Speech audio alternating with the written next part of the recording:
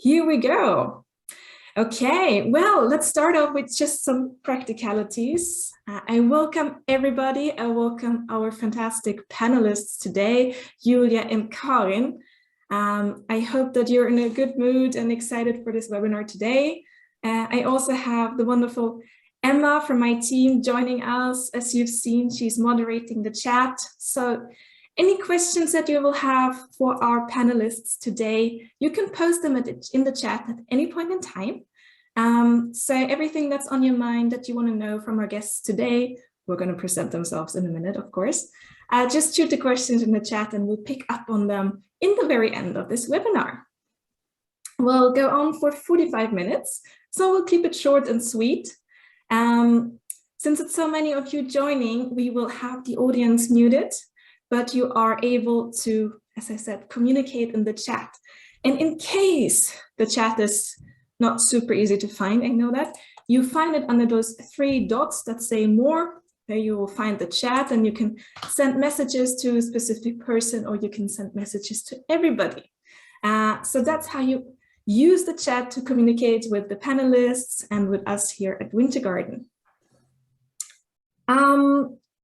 Also, for those of you who just joined, this webinar is being recorded, so you can use the recording afterwards, share it in your team, use it internally, or just watch it again if you enjoyed it a lot. I think now it's time to welcome our guests. Before we jump into the details, I thought I'll introduce you quickly and give you a chance to just say 1 or 2 sentences about yourself. Welcome, Karin Winroth. Happy to have you here. So happy to be here. Thank you, Michelle. So you want to give us 1 sentence of who you are and what connects you to the topic of whether your employer branding content is inclusive? I am both a researcher and have a position at the university, but I'm also having my own firm. And I think that corporate culture and branding has been a main issue for me for many, many years. And I think that employer branding has become even more important of today, not at least that so many industries are working on an international arena and need to attract the most talented persons. They are really, really for competition. Thank you so much, and looking forward to talking a little bit more in a minute. Welcome, Julia. Good morning. How are you and who are you? Yeah. Hi, everyone. I'm Julia, and I'm great to be here. So I am head of digital and conceptual development at an employer branding agency called KSMG. And what I've been excited about just entering the HR and talent marketing world is how you can be as data driven with talent marketing as you can really be with product marketing.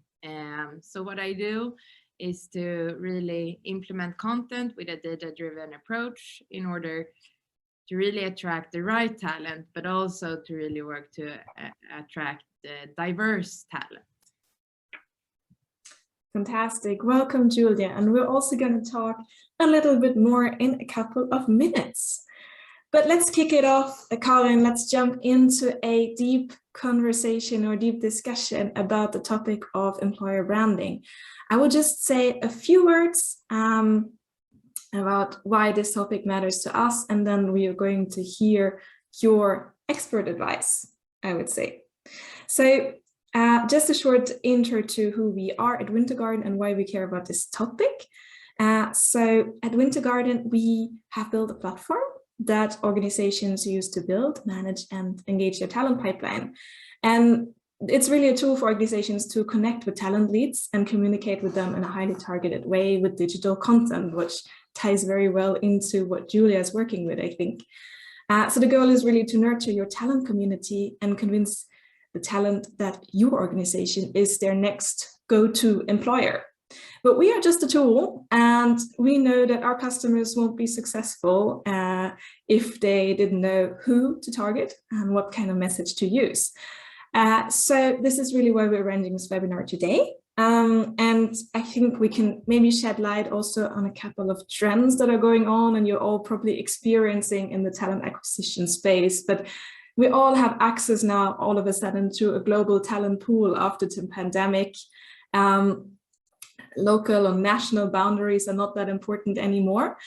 So we have access to more talent that can also work in a remote role for us. But that also means on the flip side that we get much higher competition in our home turf. We get competition from companies like, we probably feel it, like Google and Spotify, that don't care where you sit, and all of a sudden your software developers are changing jobs, but don't change countries or cities. So I think it's a higher potential and it's higher competition in the market, which really affects us.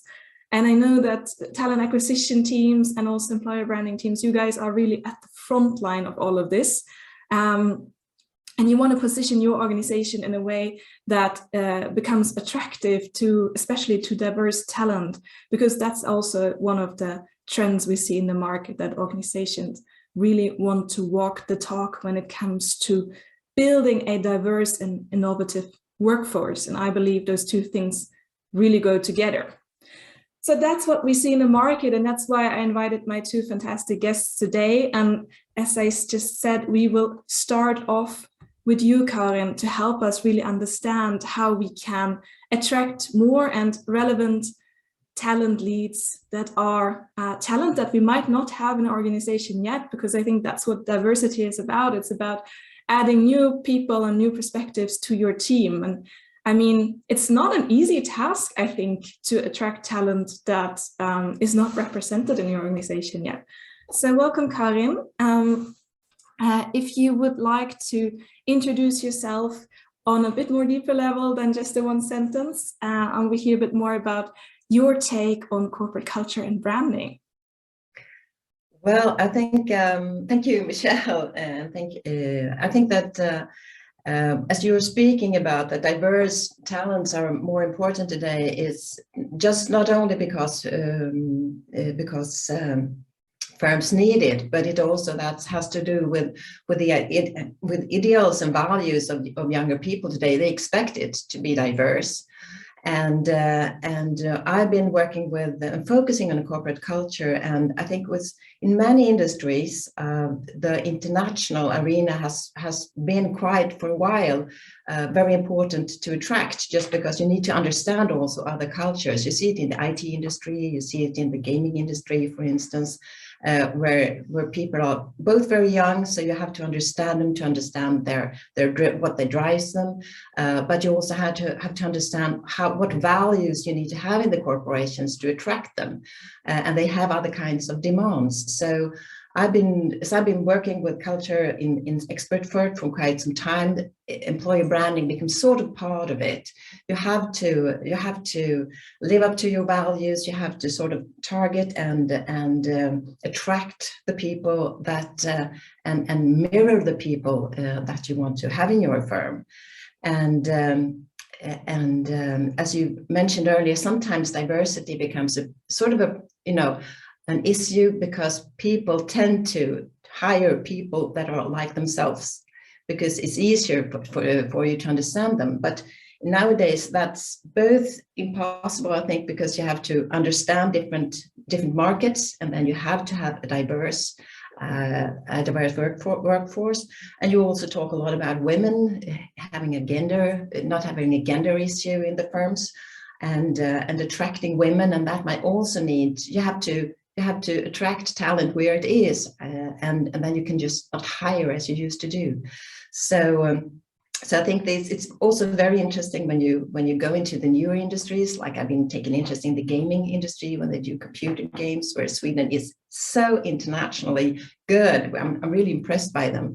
But it's also very interesting to see them, because the workforce is very young. They've been living their lives in this industry. They're usually very good players, and the terms for these, for these candidates to attract them is quite, you have to understand them, and they're young, and they're demanding, and they're very well paid, and they're attracting workforce all over the world. So I think that is how to sort of understand them and get them into your culture, and how to understand how to trace your culture in that way. That has become very, very both important and very interesting to see. So if we take the gaming industry as an example, how do Swedish gaming companies succeed with their employer brand to take or to attract, international talent to come to Sweden? How do they do that? What's the secret recipe? Well, they're working on it. You say this is a young industry and this worldwide competition. If we see it in Sweden, for instance, just 10 years ago, the national turnaround, it was 1 billion Swedish kroners. Today, it's 35 billion Swedish kroners. So it's a very an industry that's booming. And I think one way they do attract it is actually that Swedish games are well known all over the world for being attractive. So they've been playing them. So that's also how they can sort of reach out and hire them. And then we have all these young people, some of them come to Sweden and they have to sort of, try to find a way how to make it all work together in this international arena, but also how to deal with the values of these younger people, where diversity, for instance, is very important. They're very ideological, quite a few of them. So it's very interesting to follow. And if you see their home pages, for instance, it's only for employer branding. It's only for attract employers. You don't really know what products they're selling, but they want to be out there to be able to attract people if they take interest in them. So I think, being good at what they're doing and having a good working culture is very good, even though it's what they can take, even though these people are known for also jumping. So they might just stay 2 or 3 years and they're on the way again. So you have to track them not only once, but several times. Right. And you say that they are working a lot with their employer brand. Do you think that an employer brand is actually something you can create? Or isn't that something that just grows naturally? What's your take on that? I'm not sure they're working a lot with their employer branding. I think they try to work with the organization and their culture because it's such a young industry. It's not given. So what you can do, working with your employer branding is that you can focus and communicate to certain groups. But if you express a brand that the employees won't meet when they come to the firm, then it will be a mismatch anyway. So I think the corporate culture is very crucial in this, that it's actually just expressed in the employer branding, not that it is something different. It's sort of the heart of it. So you're saying that the employer brand really should reflect what the values and the working culture within an organization, right? There's no external employer brand and then there's an internal employer brand. It's the same thing. Well, in ideal world, it would be the same thing because then you'll have much less problems when people actually come, because you do attract somebody with the brand, with the values you sort of state. And if that's also what they will be finding in the firm, that will be much easier. And do you have examples where we don't have to name the actual company name maybe, but where that's not a given? Maybe you try to portray an image that doesn't reflect your internal work culture. I don't know if you have some good and bad examples of employer branding. I think it's not that easy, especially if you're in a huge firm. Also, culture can be sort of both diverse, and it doesn't have to be that clear. I have a few good examples. Okay. I'm not sure I want to state the bad ones, but I think it's good ones then. Well, if you one brand that is very attractive always when you list companies where people want to work is IKEA. And IKEA is a brand where everybody has a relation to IKEA. So we sort of know it from the start. And that because we're customers there, we've always been there. And if you might be attracted to that kind of culture, and then you already have a relation. And if that then mirrors in the corporation, and they've been working for a long time, and also it's very rather known that they cultivate the people that are already employed. If you start there, you might end up in an international career within IKEA, and I think that's part of why they're very popular. And they also, they can steer you to what to expect, and then you will find it easier also they'll attract actually the right employees. So if you would like nail it down to three things, what does IKEA do differently compared to other companies that maybe haven't succeeded with the employer brand yet? I think it's hard in that case. IKEA is a hard case just because people don't have that history in so many years. So I think you can do it in a little bit in different ways. But what you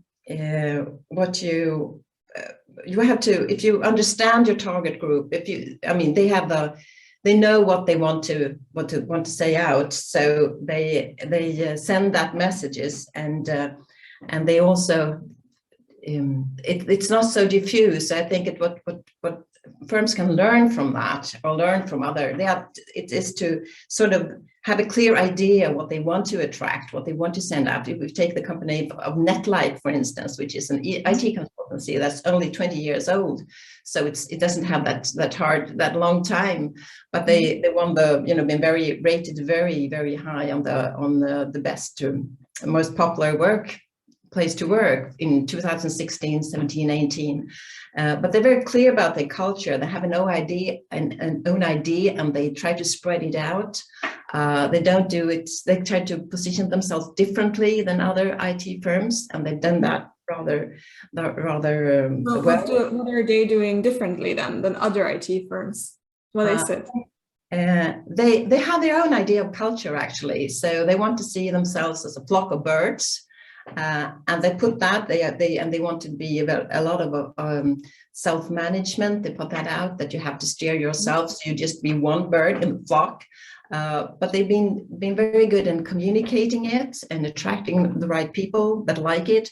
And it's the IT industry, so people will come and go, but it's possible then also to come back. So it's I think they're very good in sending one messages in very different ways. So they know what they want to say, and they say it over and over again, but in different ways. And I think that's really important. So there's also the aspect of repetition in there, like sticking to your message and repeating it. Absolutely.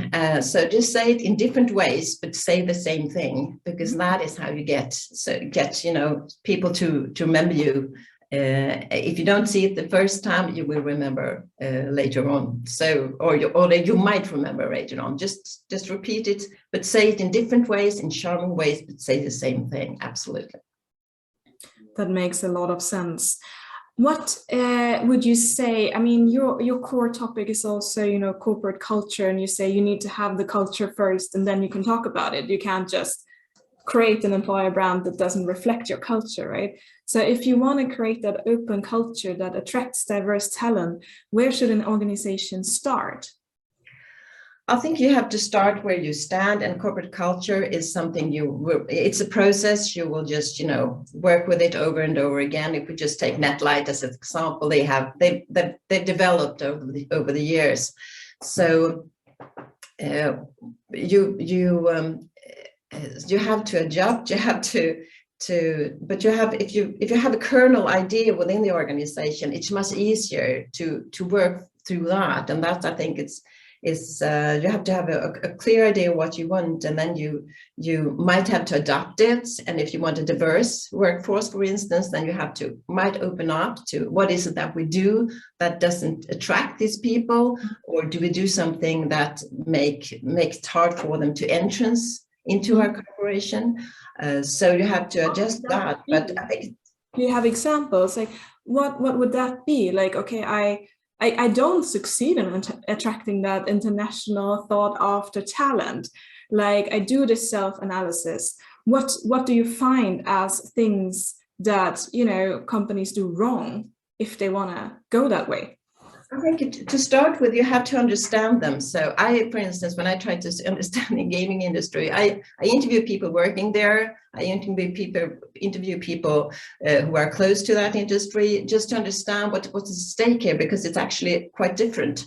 And then you understand what their values, but also how to reach them.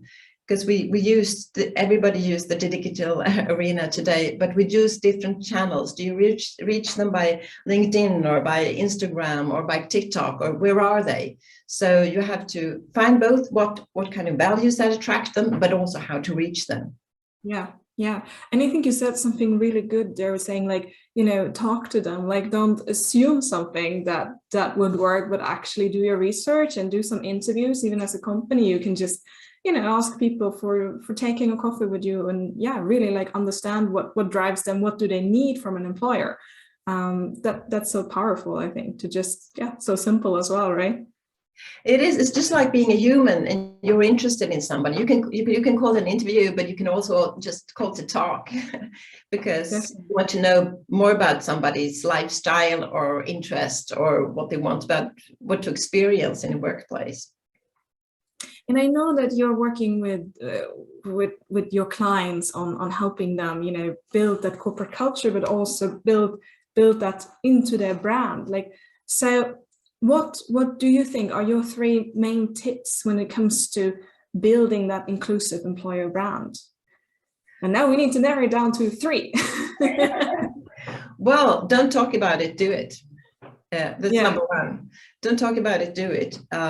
Be very much aware about that. For talents of today, there's a lot of possibilities. My daughter, for instance, she did her degree on Royal Institute of Technology, and she got work from her master project on the firm, and she was staying there for 2 or 3 years afterwards as a programmer. And then she wanted to shift work, so she moved on to Exshore. They are doing electronic boats. And her boss, when she left, she told her to, well, where do you see yourself in 2 or 3 years' time?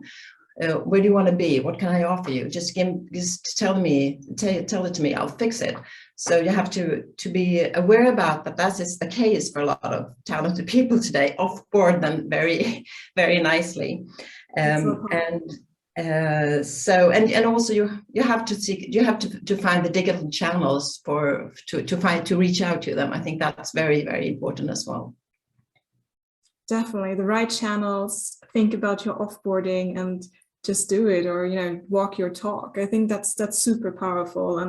And we just as a comment, like from my perspective, I think it's so easy to forget about the people leaving. Like, they are your brand ambassadors, even if they move on in their career. It's so powerful to, you know, do that properly, and maybe, you know, say the right things in that exit interview to actually win them back in a couple of years. It's not like they're breaking up with you. It's just that they're looking for an opportunity to develop. So I think that's super powerful there, and great example, and a compliment to your daughter's former boss. So I think that's amazing. Well, Karin, you are a professor, but you also are a consultant. If people want to get in touch with you, where would they be going? Because, I mean, we don't want to just be elusive here. Like, if somebody's interested, you know, in what you said, they should be able to reach you. Yes, you can reach me not least at LinkedIn. Yeah. So I was trying to share a screen here, but I can't really. So I was trying to, because we talked about it, but I'm not able to do it. But we'll leave your email address in the chat for everybody in the end, so then they can reach out to you directly. Yeah, you find me on LinkedIn.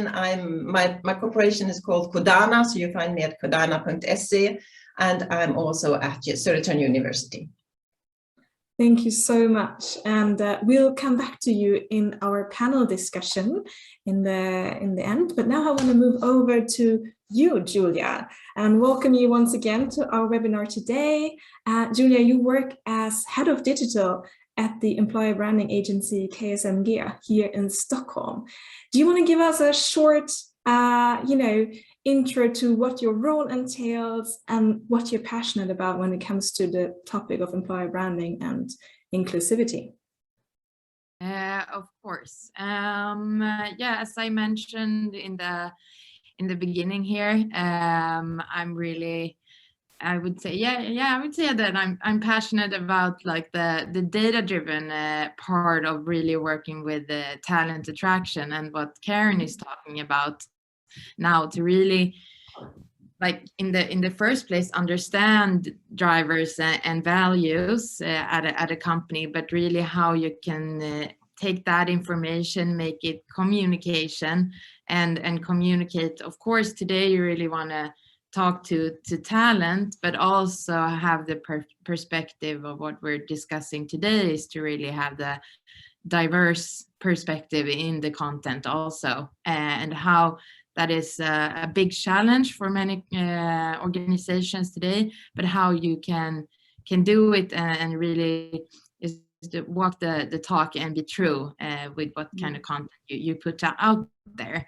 I think that's something I talk about a lot when we have like workshops with clients, and really trying to create the content that is true, but really to always think about making it diverse also.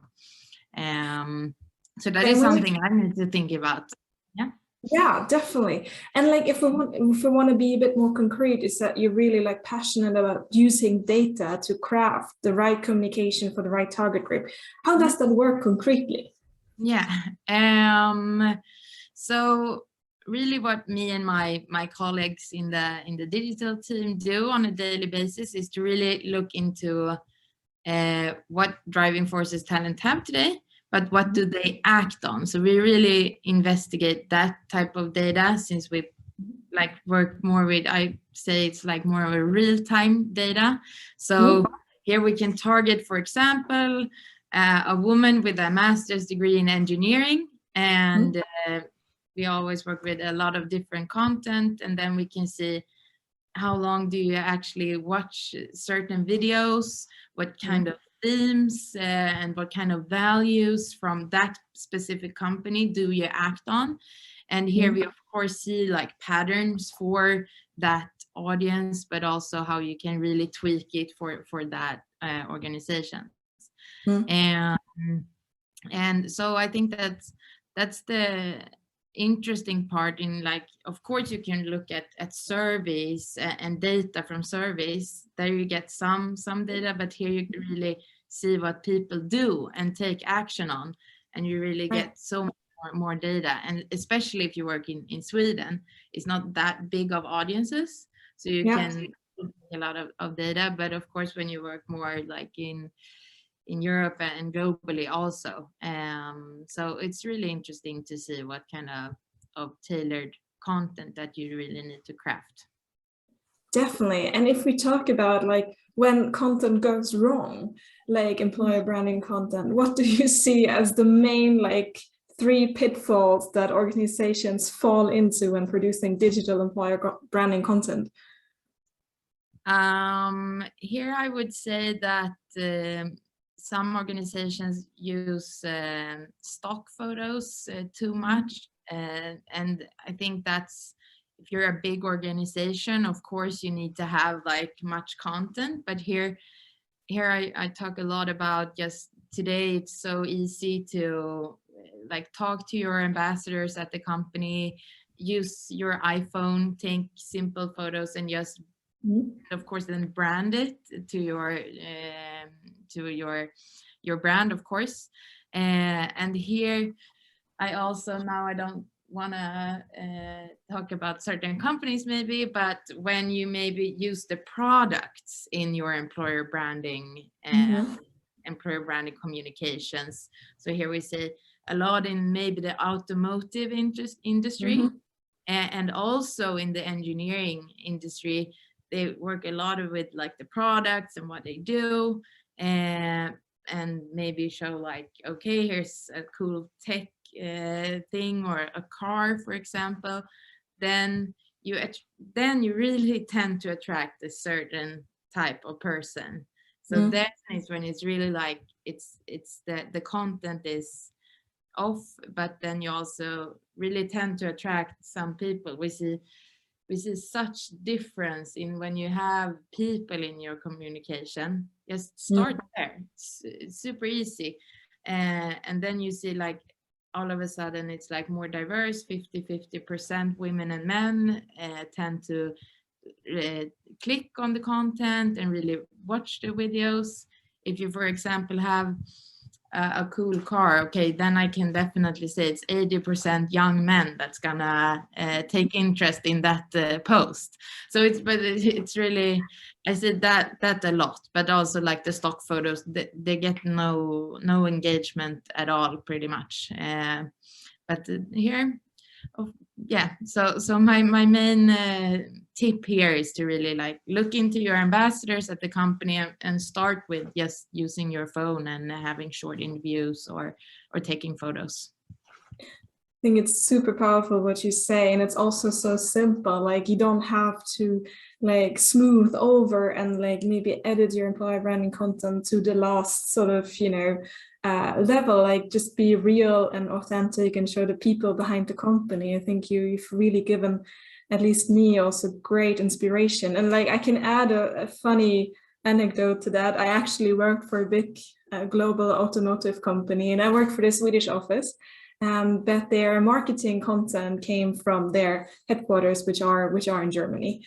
Like I could see that the Swedish marketing was much more aware of like, you know, being attractive to women, being like less, you know, gender towards man. And I saw even when it comes to attracting customers, the Swedish office was very, very, very, you know, frustrated with the content they received and the guidelines they got, because it was literally just portraying the car in the most masculine way, not what does the car do, what value does it give you. It's like a vacation with your family or go on a road trip with your, you know, girlfriends or something like that. No, it's literally just the technical parts of the car that were marketed. And I thought it was really cool to see that small Swedish marketing team stand up against the big headquarter in Germany and say like, we need different content. This doesn't work in our market and probably doesn't even work in your market.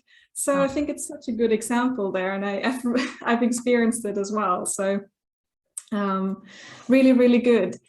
And what do you say, like how important is it to be targeted in your communication as an employer? And I can add something to that, because targeted also means that you need quite a lot of content, because probably you have several target groups.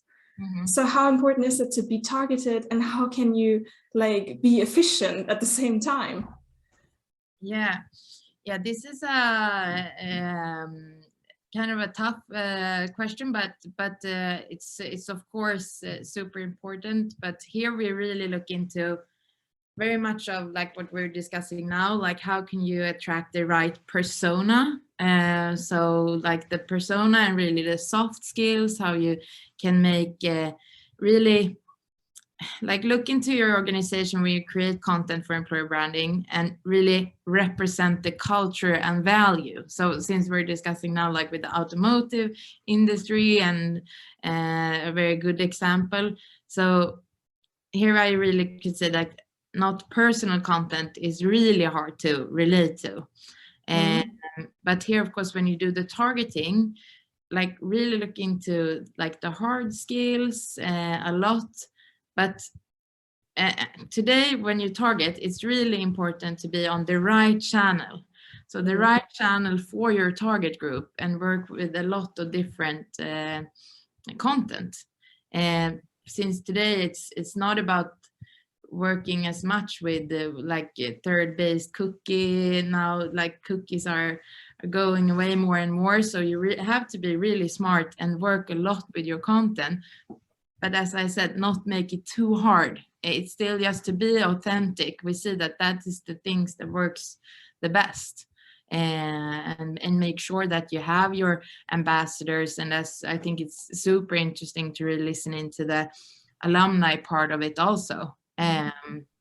To really not only work with paid media, but how can you work with the alumni before and after they leave you. So yeah, I think it's just important to really be really specific in what kind of persona and skills you need to your company, and then make sure that the content is a mix. So if I take now what you said and I take what Karin said and I, try to put that into a process, I think you said something really, really good there. Like, do some research on what kind of channels you're like first start with the personas, Julia, as you said, like start with the personas. Who do you actually want to attract? And then Karin talked about channels, like in which channels are these people present?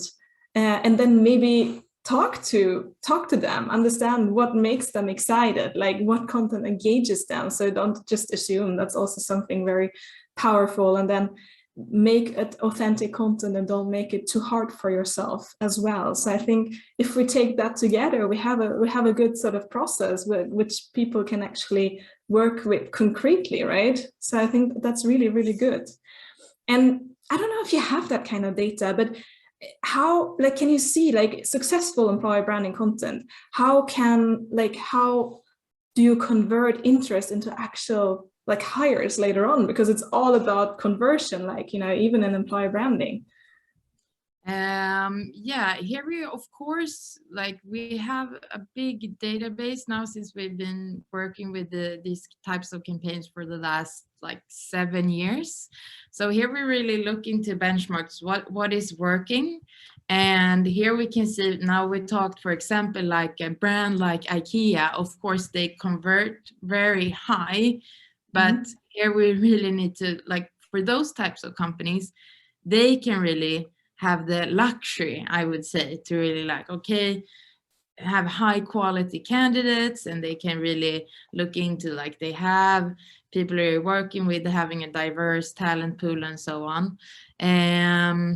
But here we can see that some, for example, smaller companies can have really high engagement in the upper funnel activities. For example, when you work with like awareness campaigns, but then the candidates doesn't convert. So here we really look into the data part of like, okay, how is your recruitment ATS system? How is it really hard for the candidate to apply?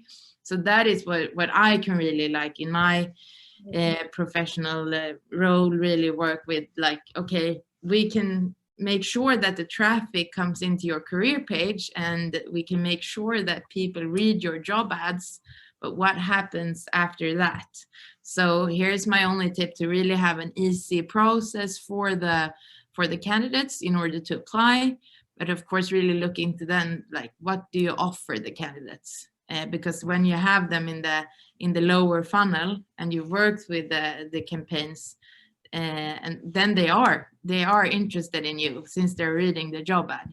So really to be really precise and more informative than communicative, I would say, in the lower funnel, if you do it in the best way.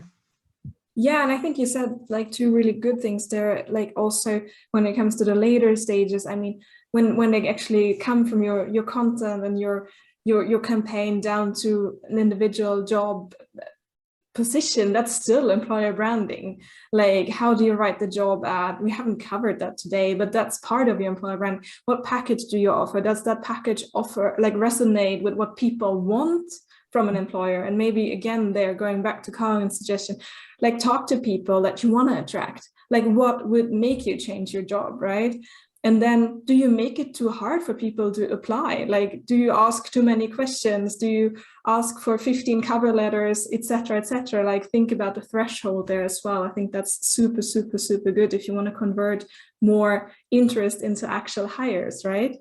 So really good. One last question to you, Julia, because we are running out of time, and I would like to take questions from the audience in the last 5 minutes. So what is your main advice when it comes to crafting inclusive employer branding content? We talked about target groups, we talked about how the content should be, but if you want to, like, take the gist of it in 1 or 2 sentences, what is your main advice? I would say that it's just make sure that the communication you show is true. So really just picking up what Karin and you talked about earlier, like, to really, the external communication is true and how it is internally. So then you, of course, show diverse content and so on, but really make it true. Then you will have people really engage, and then you will also have them to stay longer, because then they know what to expect when they start their first day. So I would say that is my really main tip, is to read true in the content. No, that is so powerful. Like, be real about what you're telling outside needs to match your inside, right? You want to showcase how your organization really is. Thank you so much. Now I'm like handing over to you, Emma. Do we have any questions in the chat? We do indeed. So I got one for you, Karin, from Andreas. Do you have any thoughts about how to defensive and or develop a culture in a strong growth? New colleagues arriving pretty often.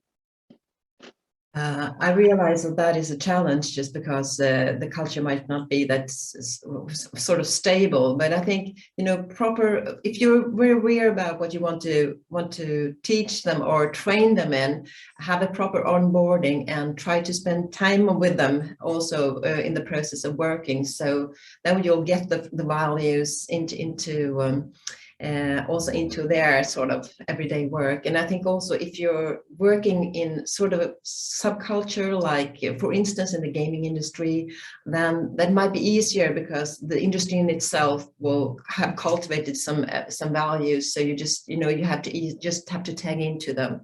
So so I think proper onboarding and try to, you know, make it step by step. I think that's the best way to do it. Super. And a question to both of you. In your opinion, is employer branding a part of external comms or a part of HR recruitment? Well, shall I start, Julia? I think it's the best if it's just, you know, if you communicate your brand and your culture to different channels. We see it with IKEA, they do it to customers, but it's potentially also to former employees. So it's easier, it's better if you can just, you gain a lot from just communicating the brand overall and also include that in attracting employees. Yeah. What's your I agree here. I often see like that it's either the dedicated employer branding team or it's more of a bridge between communications and HR and recruitment. I would say that it's really important that you have someone 100% dedicated to working with the employer branding communication. And since what we often see, we become like a bridge between communication and the HR team to really make them understand each other. And yeah, so I think it's just really important to have a small team, or it depends on the size of the company, of course, to have someone dedicated and owning really the employer branding, external and internal, of course, communication part. So that's yeah. Maybe we can 2 more minutes. We're almost out of time here, but I see there's more question popping up in the chat, so we can maybe go over time for 2 minutes, and everybody that has to go will get the recording from us as well, so you can tune in. Emma, do you want to continue? Yes. So the other question was to both of you as well. It's she has a question regarding having a diverse force. So when people are relocating together with their families, sometimes it can be hard for their partners to find a context. So they try to organize some events, but it's still tricky. Do you have any advice on this? And I think he's the best one to answer that one. I'm not really sure I wasn't really sure what you were. I think if we can just clarify the question a bit, I think we're talking about relocating whole families, and one partner starts at a specific company, but you of course have the other partner that also comes along. How do you help the other partner to get started? Because obviously they make a big commitment to your company as well, even if they don't work for you, by actually moving their life to different countries. So is there any way you see us engaging as an employer, engaging the other partner and helping them become a part of the new environment? Well, that's a very generous, if you can help with that within your corporation. And of course, in some industries, it becomes really crucial. But maybe there's possible collaborations if you can you find people or find recruitment firms that might can get a job for this other partner, or in other ways help them socialize into the environment and support them in finding a life if they, I don't know if they want to work at all. Otherwise, just collaborate with local organizations that probably also can use these newcomers to fit into the society and help them go further. I think that would be my advice. I think I can maybe add a couple of examples. Since I moved countries 6 years ago, I moved to Sweden. I think some things that I perceived as super, super helpful was that at that point it was university when I did my MBA, where they helped me to get all the practical stuff in place. They said, okay, you need to get your personnummer, you need to get your ID, and we help you with this. Like, we have somebody that actually you can contact if you have questions, if stuff's written in Swedish. You just have a person that they can call, if it's your employee or the partner. Sometimes maybe the partner takes more responsibility if they don't have a job yet. They take responsibility for the practical things. And also at one of my former employers, we had a lot of experts coming in, and I know there was one super, super helpful person that really helped them find a home, and even like help them buy a house, like not actually buy the house, but these are areas that you would probably like after I got to know you, just those sort of things that make you feel like, oh, I have somebody that I can talk to. Is so powerful, especially if it's a language that you don't speak, that's the local language. That helps you so much. So maybe you can give them a point of contact within your company that can answer some of those self-understanding questions that are not self-understanding when you enter a new cultural environment. That's my personal experience, but helped me a lot. I would say we have time for one more question, and then we need to round it off. Do we have more questions, Emma? We do one more. So the goal of the content is giving insight, giving talents reason to see if the company fits. So what is the next step? How do you convert them to applicants? Maybe a question for Julia. Yeah. $1 million question maybe. But yeah, of course here, from my perspective, it's so important to really work with a data-driven approach of targeting and working with content. So if you show the candidates really, okay, you give them insight, as you say, giving the talents reasons, they say, okay, I'm a great fit for this organization. And then we really target those people that has been engaging in every content, has been engaged in your career page, use that data and really target them with your job ad. So then you only pay for the impressions from people that are super interested. And when they meet your recruiters, they are 100% excited to be working at your organization. So the recruiter doesn't have to sell in the company at that point. So I would say, like, from that perspective, but it's still like in order with touch points and so on. When you work with campaigns, you say that maybe like 7 times with product marketing, but with like changing a job, that's not something you just do in like 2 weeks. So you really have to have a longer perspective in order to really convert these talents. So yeah, hope that answered somewhat your question there. Thank you so much, everybody. I think we need to round it off here. We went a bit over time, but everybody will get the recording from us. I hope you get some good insights, and follow us on LinkedIn. Let's just connect if you're interested in continuing the dialogue with Karin, Julia, or with me. I hope you get a super, super nice weekend, and yeah, have a good Friday. Let's round it off here, and thank you so much, everybody. Thank you so much, Michelle. So nice to be here. Yeah, You're welcome. Thank you. Bye-bye, everybody. Bye.